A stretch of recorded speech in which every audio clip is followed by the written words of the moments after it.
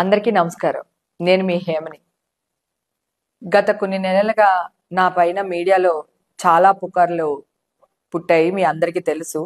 Media వాళ్ళు 35 సంవత్సరాలుగా నేను సంపాదించుకున్న పరువుని ఎలా భూస్థాపితం చేశారో మీ అందరికీ తెలిసిన విషయమే. అది లా అండ్ ఆర్డర్కి సంబంధించిన విషయం గనక నేను వెంటనే బయటికి రాలేకపోయాను. నేను ఏం జరిగిందని చెప్పలేకపోయాను. ఇప్పుడు కూడా విషయం కోర్టులో ఉంది. కానీ నా అన్న తమ్ముళ్ళు, నా అక్క చెల్లెళ్ళు, అక్క తప్పు లేకపోతే ఈ పాటికి బయటికి రావాలి కదా, ఎందుకు రాలేదని క్వశ్చన్ కూడా చాలా మందికి ఉంది.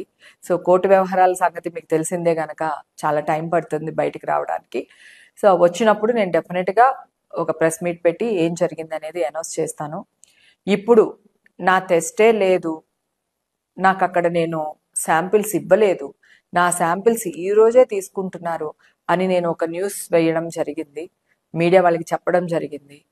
దాన్ని కూడా ఆవిడ ఓవర్ యాక్టింగ్ చూడు, అరుపులు చూడు అని దాన్ని కూడా మసిరాసి మారేడికాయ చేస్తారు. నా బాధ ఏంటంటే నేను టెస్ట్లే లేవు, నా శాంపిల్స్ వాళ్ళ దగ్గర లేవు. లేనప్పుడు మీరు నాకు పాజిటివ్ వచ్చిందని మీరు ఎలా ప్రచారం చేస్తారు అనే విషయాన్ని బాధతో, ఉక్రోషంతో కొంచెం గట్టిగా అడిగాను. దాన్ని కూడా ఏం చేస్తారో మీ అందరికీ తెలుసు. ఇదిగో నేను కొన్ని టెస్టులు చేయించుకున్నాను. మొత్తం నా హెయిర్, నైల్స్, బ్లడ్ అన్నీ చేయించుకున్నా. సో దీంట్లో నాకు నెగిటివ్ రిపోర్ట్ వచ్చింది. ఇది ఆల్రెడీ మీకు ఛానల్స్లో నేను రావడం జరిగింది, చెప్పడం కూడా జరిగింది.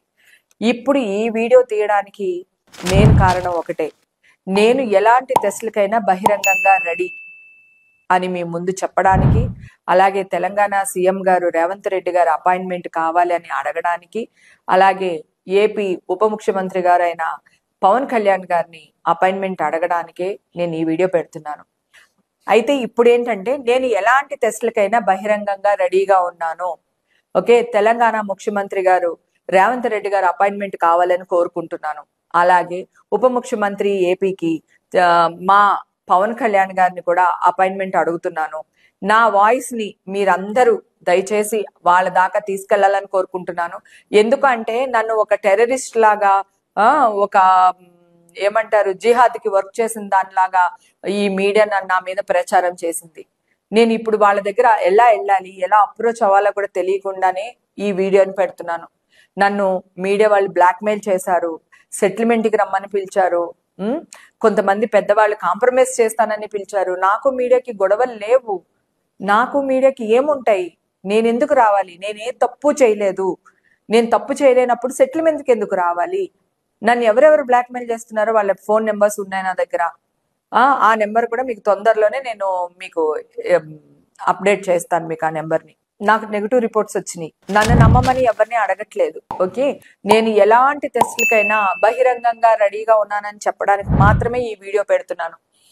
నాకు సీఎం రేవంత్ రెడ్డి గారు అపాయింట్మెంట్ కావాలి, నేను ట్రై చేస్తున్నాను. నా వాయిస్ ఆయన దాకా తీసుకెళ్లవలసిన బాధ్యత కూడా నా అన్న తమ్ముళ్ళు నాకు సపోర్ట్ చేసే మీ మీదే ఆధారపడింది. ప్లీజ్ తీసుకెళ్ళండి.